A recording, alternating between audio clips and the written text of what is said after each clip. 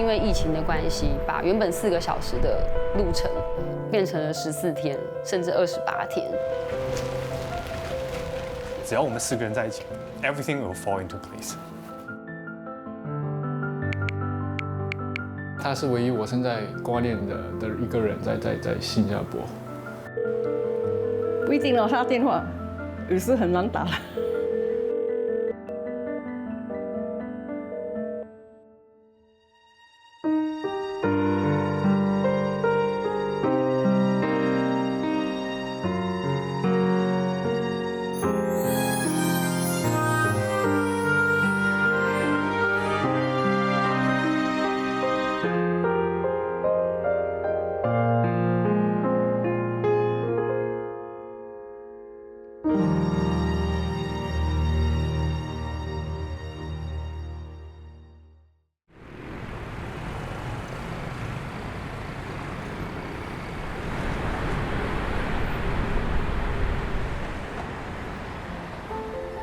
台湾和新加坡的地理距离很短，飞行时间只要4个小时，但对离家的人来说，这个距离却很长。2020年7月，疫情还在蔓延，新加坡艺人陈邦君为了寻求更多的发展机会，举家搬回了妻子庞蕾欣的家乡台湾。自此，为了兼顾两地的工作，夫妻俩不得不轮流往返新加坡。这1年多来，一家4口总是难以团聚。哎，那到底要怎样做才会圆啊？哦，你就得翻啊，就是一直翻，我觉得我翻的不太好哎。翻的不太好，是你自己，你再试看啦。你都没有在。要相信自己。哦，我相信自己，我相信我可以做得到。请你给我力量。不要给他力量。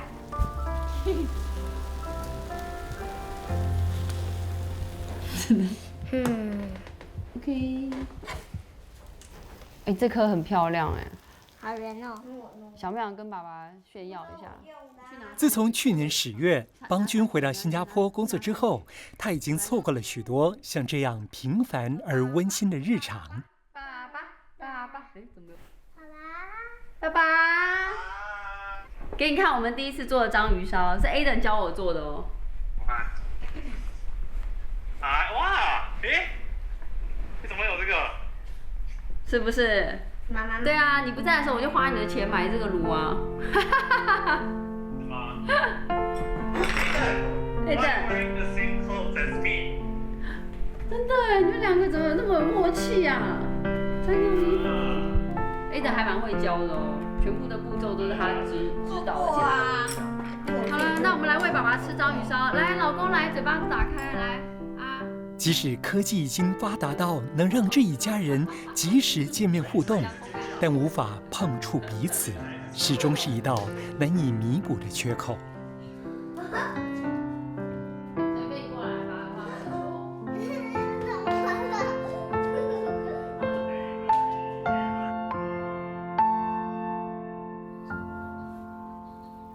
邦君因为新的戏剧工作开拍，回到新加坡已有1个多月了。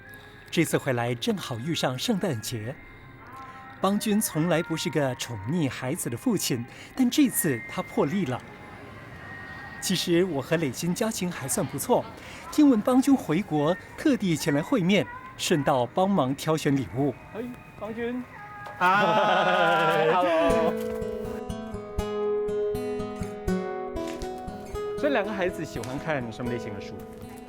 这是第1本，我们也是在这里买的。哦，对，然后他很喜欢这个系列，我们已经读了，我看快30本了。我一直看价钱，哇！其实我不想要当那种就是离开很久要回来之后买很多礼物的那种爸爸，不过我发现离开一段时间之后，就真的超想买礼物给他们了。这次过圣诞节是你第1次1个人过吗？应该近几年来是第1次没有跟蕾欣跟小孩在一起。在新加坡期间，邦君都暂住弟弟家，大多时候他都一个人吃饭、工作。一个人生活并不难，难的是想见的人却不在身旁。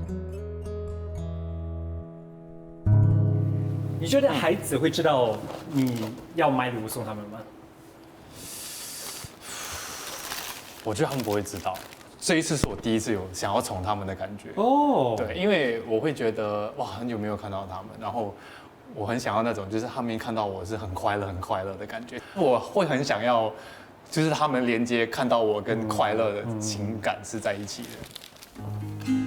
说到孩子，眼前这个高大阳刚的男人，眼神里总有藏不住的温柔，就连手机里也全都是孩子的成长记录。他们好像在演妈妈跟儿子的戏。哦，你听他的第一句话。那他们的感情很要好，很好。但是因为分隔两地，也让孩子们吃了不少苦头。之前我每次带他们一起飞，然后就觉得真的不行，太累了，他们很辛苦，然后他们要做那个筛检，很可怜。你看，我要妹妹，我要妹妹，我要妹妹。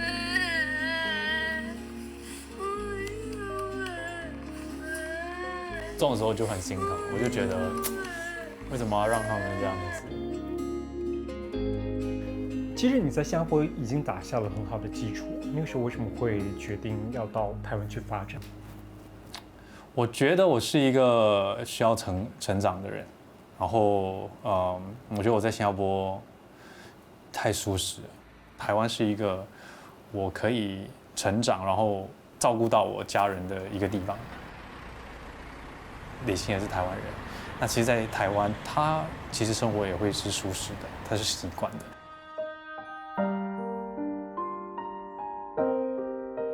刚开始我听到他们打算去台湾的时候，我以为是磊鑫的决定，因为磊鑫是台湾人嘛，所以我很佩服邦君，他其实做了这个决定。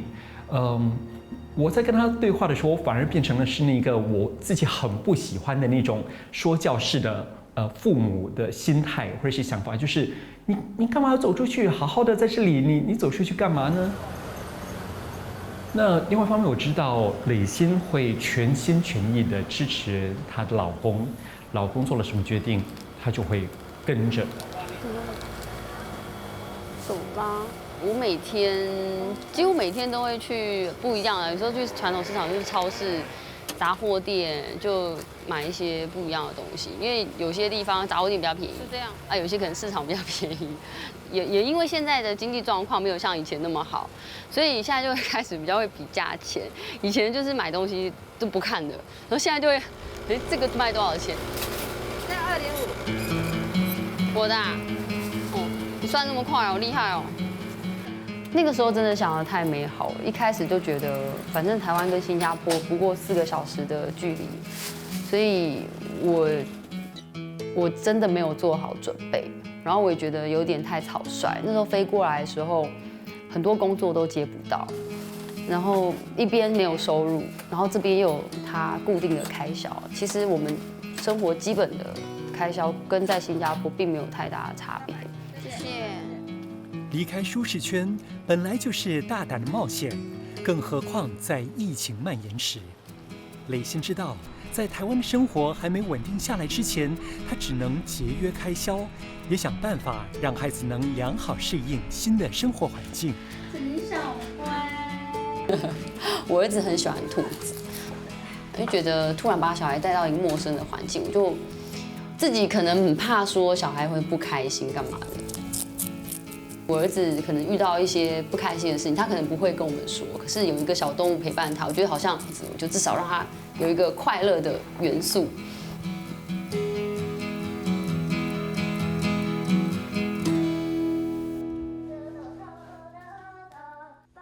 虽然孩子逐渐适应台湾生活，但磊鑫也担心夫妻两地分离，轮流看顾孩子的教养方式会对孩子的心理造成影响。可能我们大人随随便便就是做了一个决定，我们觉得啊没有什么，我们都安排得很好。可是对小孩来说，他心里有多少冲击，这些我都不知道。然后会不会我也想说啊，会不会有一天等我老公回来的时候，他们又有什么样的冲击？我会觉得哦，爸爸很陌生，变化太大，是不是真的有必要让小孩去承受这一些？这都是未知的，然后我也是有点担心。因为爸爸在家里在陪我，然后呢，他陪我很久，然后妈妈就陪我那几天。可是你小时候不是也有跟妈妈吗？对啊，可是爸爸他跟我很久啊，然后可是妈妈就跟我几个月而已啊。移居初期，由于磊鑫的事业重心还在新加坡，而邦君正在台湾建立人脉，因此决定让邦君留在那里照顾儿子，磊鑫则带着女儿回新加坡工作。没想到，看似完美的安排，却对孩子造成了影响。那我听到说他觉得他比较习惯跟爸爸在一起的时候，我其实真的有吓到，然后我也很难受，就觉得，我怎么会让小孩就是去经历这样子的一个，就可能父母要分开的这个过程。孩子的一句话，点出了邦君与磊鑫目前所面对的困难。他们夫妻俩要如何兼顾家庭和事业？另一位在台湾闯出名堂的新加坡名厨，也因为疫情肆虐，有家归不得，和母亲分隔两地。有时候会觉得自己好像很不孝，这样把他一个人放在那边，对。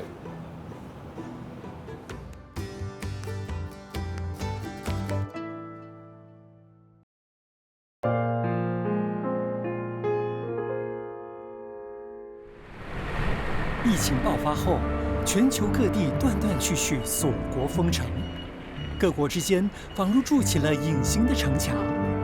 远游在外的游子，至今都回不了家。在台湾定居了16年的林田耀，就没想过，有一天回家的路竟会变得如此遥远。40岁的林田耀在台中开了一家新加坡料理餐厅，他以独特的现代风格呈现新加坡美食，获得了米其林2颗星的荣誉，也让他在台湾料理界占据了一席之地。此时，台湾的疫情逐渐趋缓，又适逢岁末，田耀餐厅的生意也恢复到疫情前的门庭若市。有时候我觉得特别节日很容易让你有这种感受，孤单吗？还是那种寂寞的那个感觉就涌上来这样。因为疫情，林田耀已经2年没有回新加坡，即使生活总被各种行程填满，思念还是会在不经意间让他猝不及防。之前每一年都会回去啊，只要过年都会回去看妈妈。今年第1年在台湾过一个人，然后自己买了食物，然后在家里一个人在吃的时候，突然间就有那种 emotion 上来，就觉得哎呀，怎么，今年好像真的不一样。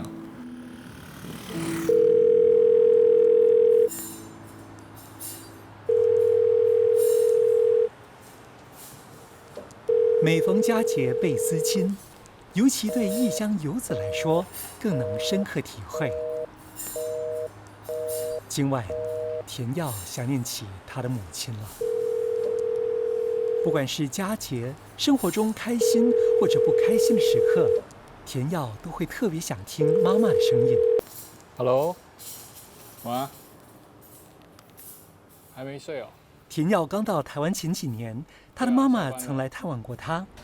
当时餐厅还没成立，因此妈妈至今还没看到他的餐厅，也没吃过他的新加坡料理。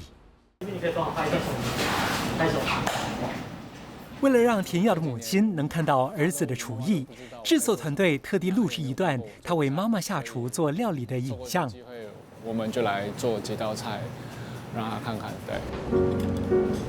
那这里呢，就是新加坡的 Rojak， 这就是我们的 Rojak 的甜虾酱，跟台湾的当季的水果。我觉得家里食物或做菜这个东西是把大家绑在一起的。从阿嬷的时候，每次她做菜，大家都会聚集在阿公阿嬷的家，所以我觉得，食物跟做菜这个东西对我有一个很特殊的这个感觉，因为好像每次有好吃的食物，家人朋友都会聚集在一起的这个氛围，我很喜欢。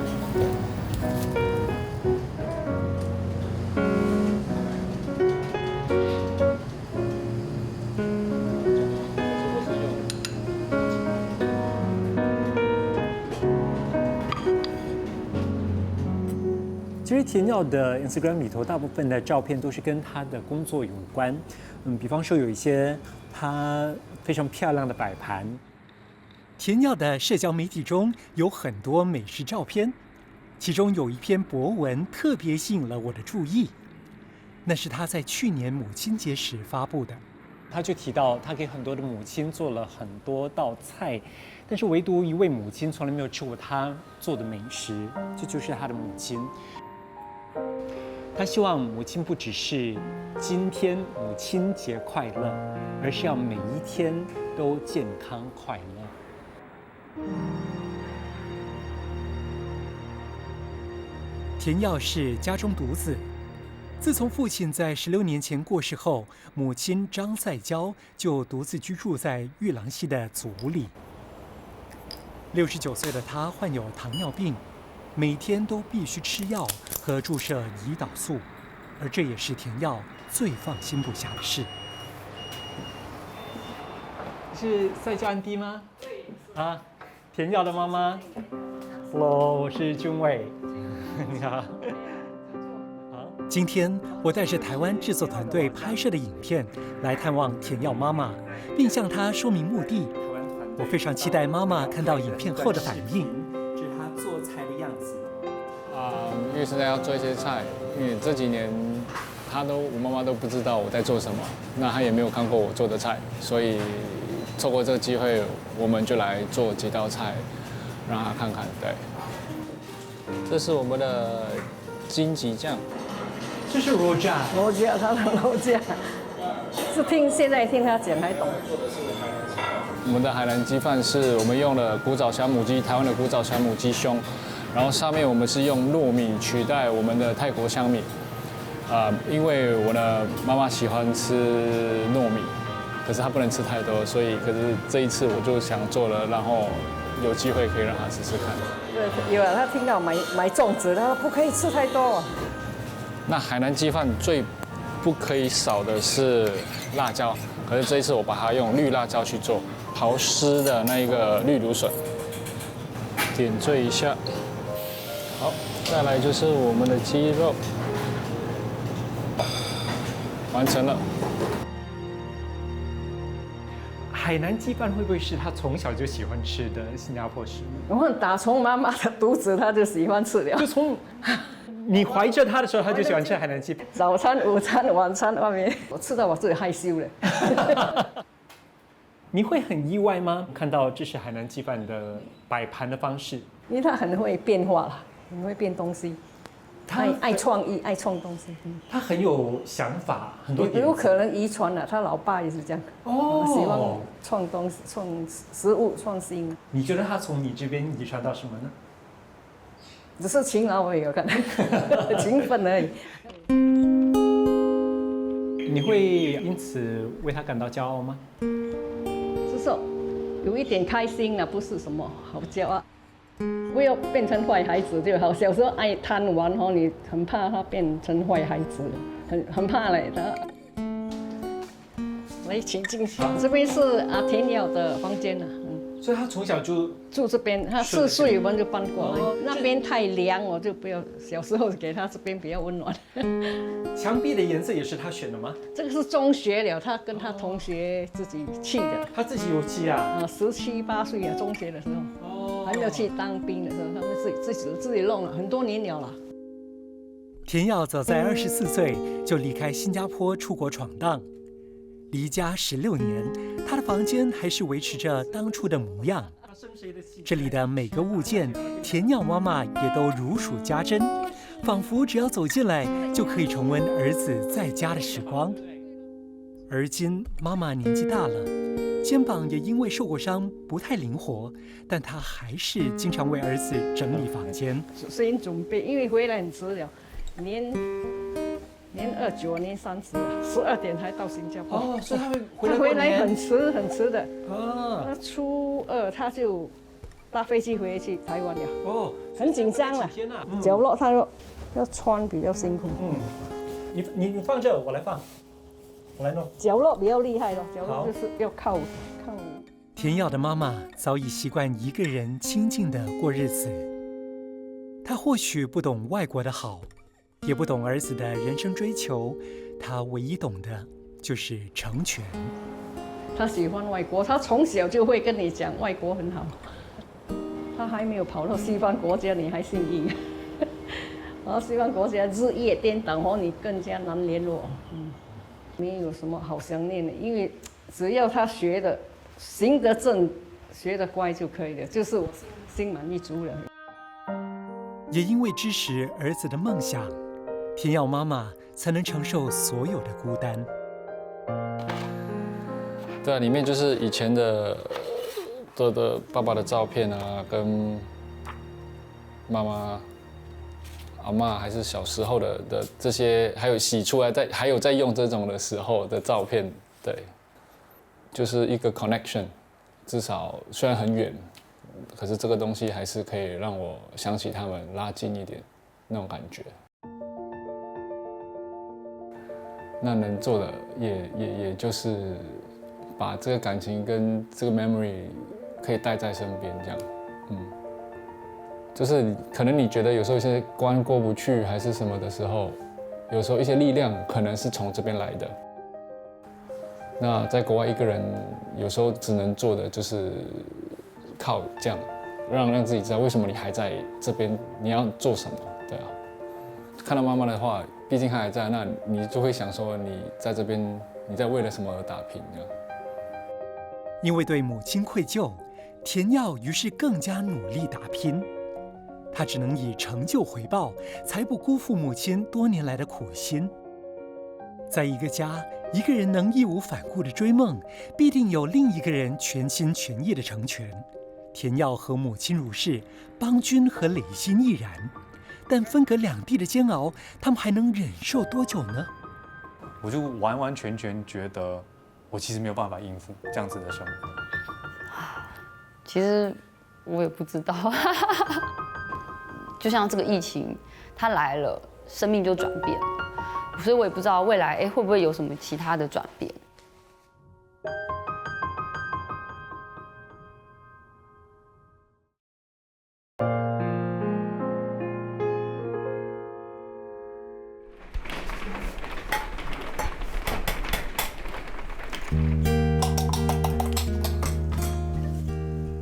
举家移居台湾的陈邦君和庞磊鑫，一家人因为疫情经历了1年的离离合合。两人最后决定，磊鑫留在台湾照顾孩子，邦君则回新加坡赚钱养家。我希望我可以赚多少钱全部给他，我希望我可以让他就是全心全意的照顾家里，因为其实这是他做的最好的事情。他非常的用心在乎，然后有能力去把小孩教好带好。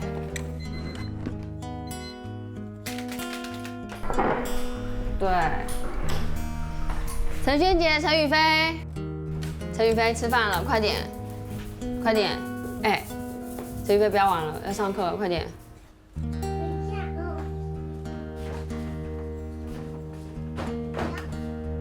现在就有一种好像被环境所逼，然后你一定要去那边工作，一定要去那边赚钱。但是我们也是在尝试去痛苦当中，我还是去体验这样的生活。目前的目标就是先稳定我们的经济，你不要动，也希望小孩可以不管在世界上哪一个地方，都可以得到很好的教育。在台湾当起全职妈妈的磊鑫，一个人照顾2个小孩，已经越来越得心应手。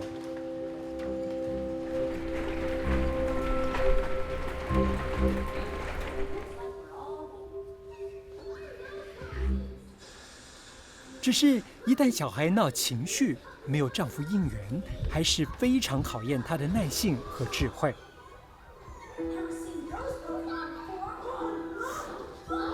你为什么这样对我？陈宇飞，把电视关掉，把电视关掉。其实有时候我也是很难受。你为什么这样对我？有时候会觉得，好像真的很伪单亲的生活，就是自己一个人在照顾2个小孩，这样会有一点寂寞。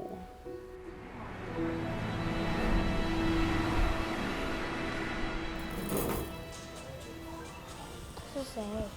哪一个？是神猫。你现在是打这是什么游戏？没有。所幸磊鑫的妈妈3不5时都会过来照顾孩子，帮他分担了不少压力。对自小父母离异、由奶奶带大的磊鑫来说，妈妈的出现有着更深刻的意义。你不是哥哥有教你吗？我小时候没有跟我妈生活在一起，所以我不知道说，到底我妈照顾小孩是什么样子。换一个好了，换一个妹妹会玩。可是我看到她带我的孩子，有时候去动物园啊，或者是，她很关心我的小孩，我就会觉得，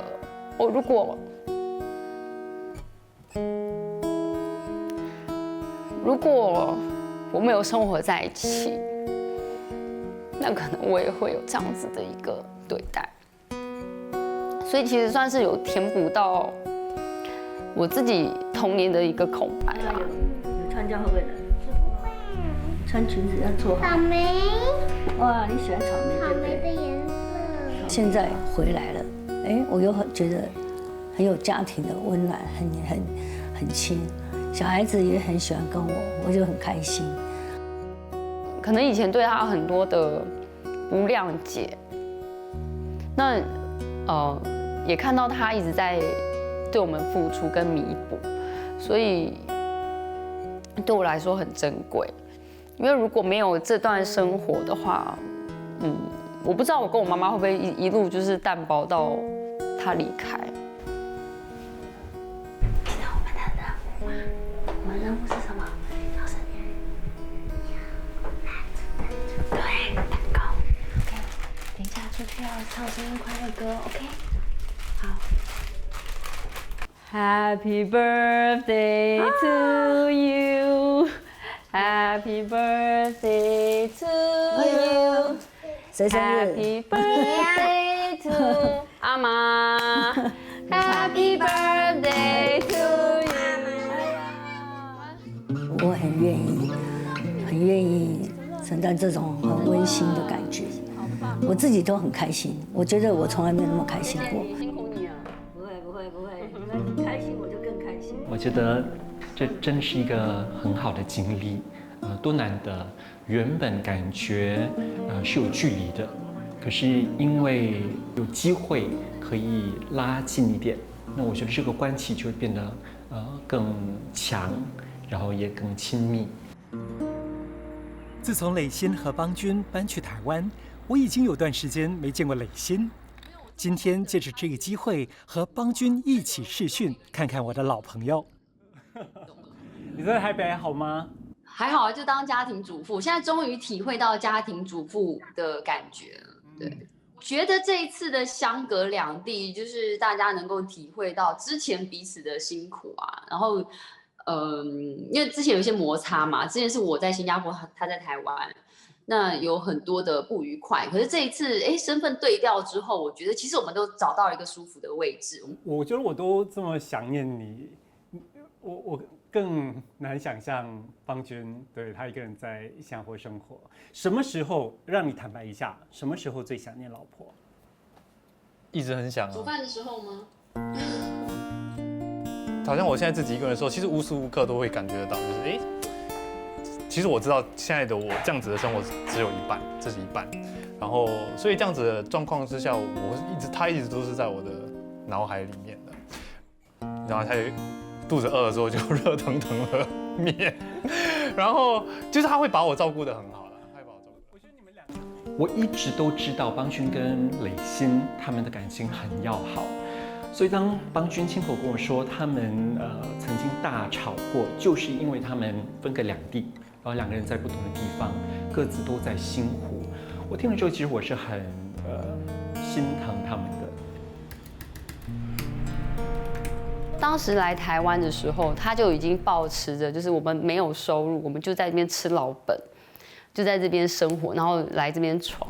那万一老本吃完了，接下来怎么办？那我就不知道未来在哪里。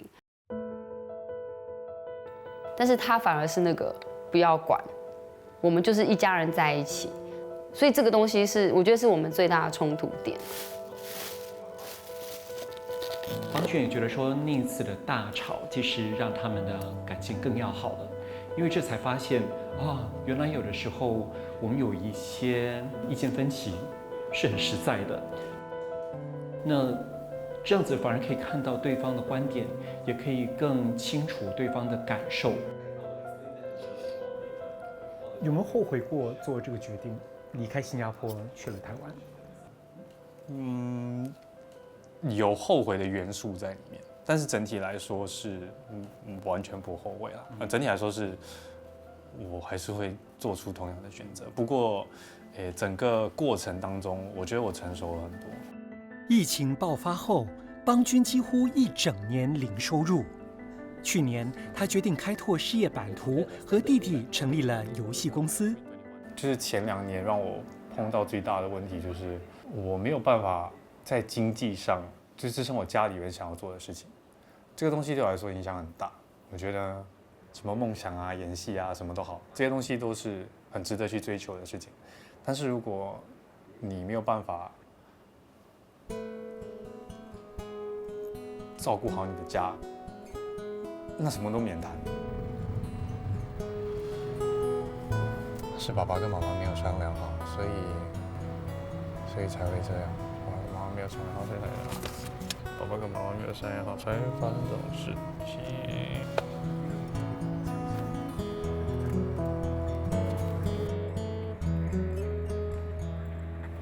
这里是新传媒戏剧组的拍摄现场，我今天是特地来探班，因为我听说邦君他今天晚上会拍得蛮晚的，他这次回来新加坡就是因为接了这个戏，而且戏份蛮重的，是男主角之一，我特地送来饮料还有水果帮他解暑。哇，你的福利不错哎，有人帮忙拿电话，这个送给你，让你解暑。有2瓶凉茶，还有水果。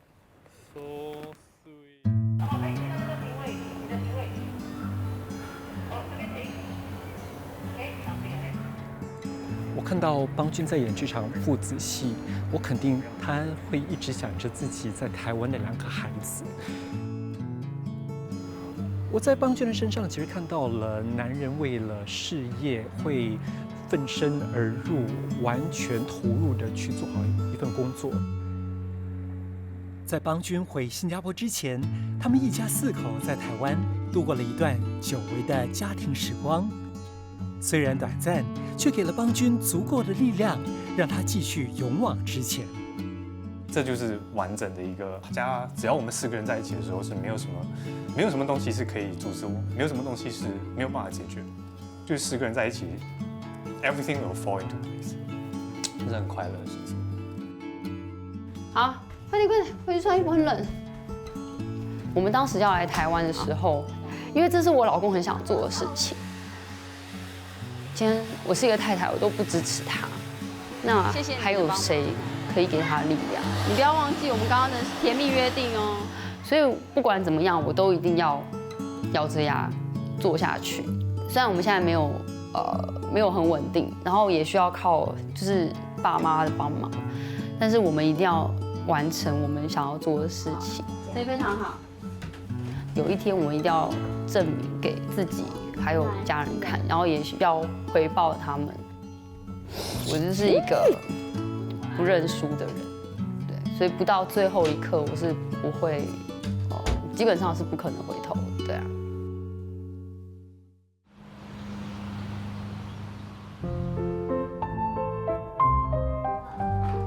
那我觉得应该需要蓝色、3原色、红、黄、蓝。这段时间不管对我跟李静来说多辛苦，其实我们都没有影响到小孩的成长，他们都是很快乐，他们每天都是很快乐。那有时候会想爸爸，会想妈妈，然后什么家里都没有在一起，不过整体来说，他们的学习没有间断，他们的心理建设都是很正向、很健康。先把这个放，我要放爱心。你的主题是爱心。2年来第一次要通过视讯见到儿子的妈妈，会有什么样的反应呢？长久的分离给了田耀勇气，让他说出藏在心底许久的那句话。今年我回去，我一定要抱着他，跟他讲我爱你。可是每一年都没有那个勇气这样做。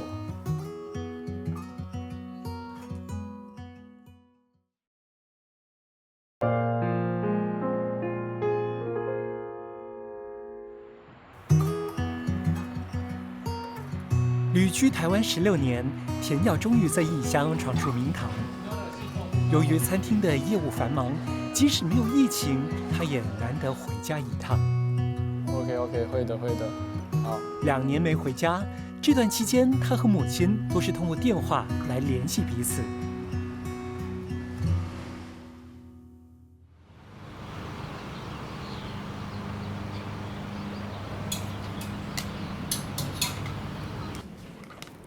每天早上打理完家务之后，田耀的妈妈就会拨电话给台湾的儿子，借由电话和儿子嘘寒问暖，已经成了他日常生活中的一种仪式。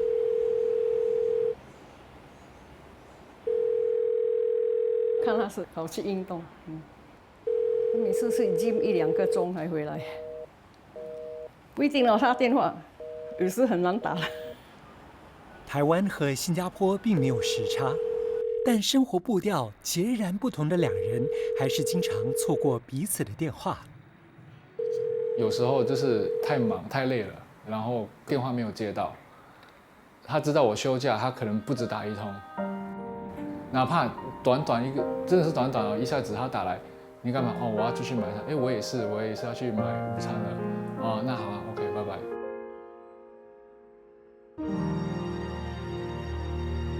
我觉得是一种关心吧，他就是在用不一样的方式在关心你。因为田耀妈妈不懂得使用视讯，2年来2母子一次都没有见过彼此。今天我想让他们在线上团圆。这是一个很简单的软件，你只要知道怎么跟它连接，然后我们就像打电话这样子，是用同样的号码。OK， 来看一下啊，视频啊，这对。接了 ，Hello， 嗨，妈妈，哎呀，在外面啊，在外面啊，出门啊。对，对不起，我不应该跟你讲话。啊？我跟你妈妈说，你长得很像你妈妈。她生的啊。自己生的孩子2年多没有见面哦。对。我现在在。其实帮他们接通视频对话的时候，我是很开心的。我也看得出赛佳阿姨的兴奋。像她看到孩子的样子的时候，她还以为是录影预录的。对她来说，这几乎是难以想象、难以相信的一件事情。Jimmy， 你有2年没有见到妈妈了，而且这是第一次通过视频。你觉得妈妈的样子有变吗？多少有啊。有变，就是老了。觉得看了就觉得有点心疼，一直不能就是在身边照顾他这样。不会的，健康好就好啊，一样，平安就好了咯。对啊，我最希望的是他能健康啊。对。2年不见，妈妈老了。老家也因为刚整修，有些不一样了。我也趁机向田耀展示房子的变化。你有看清楚吗？变得不一样了。你计划过年的时候回来，可能今年过年可能没办法回来了，对啊。今年他要开新店，还是需要隔离，对啊。那可能我们要看一下下半年，今年的下半年或者明年度能不能回去的。所以回来新加坡还是遥遥无期哦。遥遥无期。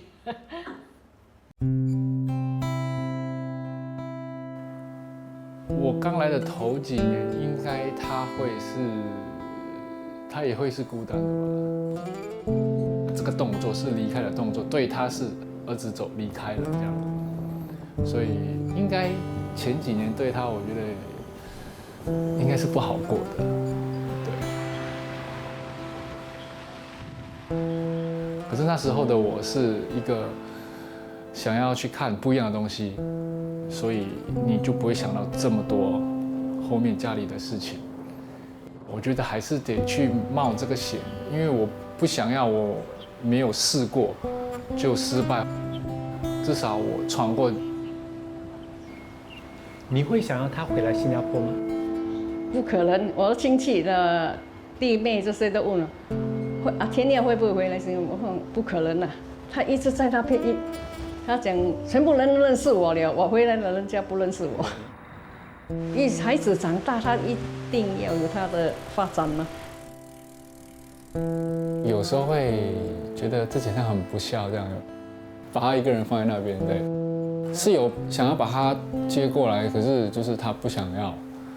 那我也觉得不要逼他了，对。那如果他在新加坡他是舒服的，我也替他开心，对啊。我看到赛娇阿姨其实她过得好好的，然后在这里头也有很多亲戚朋友的鼓励跟支持，还有陪伴。那我也觉得她非常的独立，都能够自己生活，然后也可以自己打理家里。我觉得身为孩子，有的时候我们会希望能够给父母多一些，但也许父母觉得我这样子其实就足够了。更重要的是你要过得好。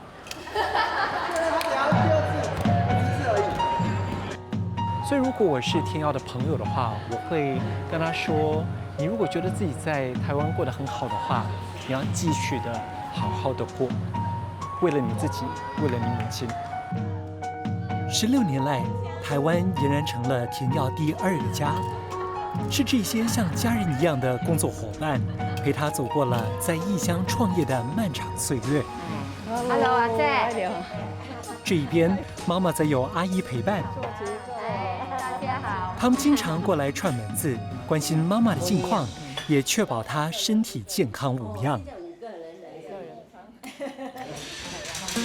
今天2位阿姨知道我要拍摄全家福，也特地一起帮忙，兴致盎然地加入。女主角了。赛娇阿姨从来没有去过台中的这间餐馆，我们请台湾的制作团队特意拍了一张餐馆里头的内部装潢，我们就要把赛娇阿姨和田耀置身于同一个环境里头。进入台湾的餐馆。准备1、2、3，笑，身体可以往前靠，这样子。头一张，1、2、3。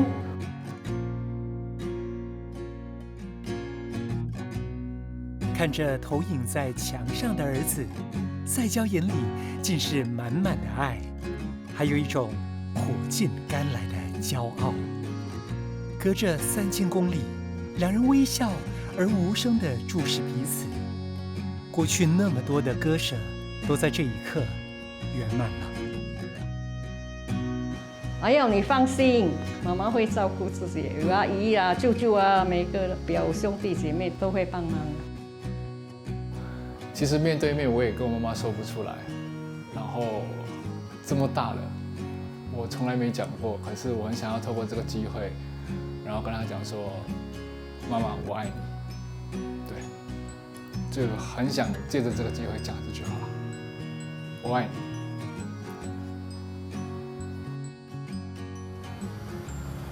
2020年，新冠疫情爆发，让全世界彼此相爱的人分隔两地，而家是所有的起源和终点。离开家人，邦君和田耀朝着梦想奋力地往前奔跑，却又总是忍不住频频回头，因为就在他们出发的地方，有人在等着他们回家。